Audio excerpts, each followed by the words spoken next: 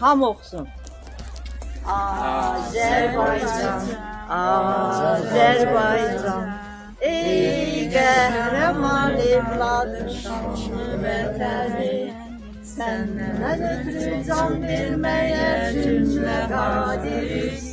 Səndən ötürü qan tökməyə cümlə hazırız.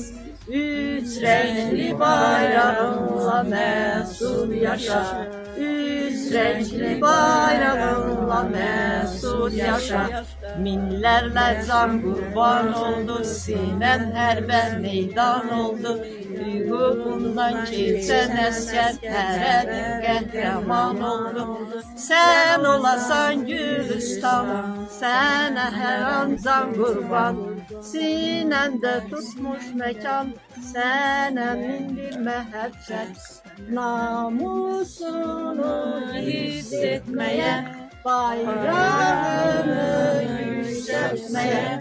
Namusunu hiss etməyə, bayrağını yüksəltməyə.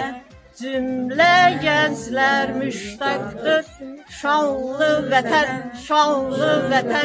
Azərbaycan, Azərbaycan, Azərbaycan.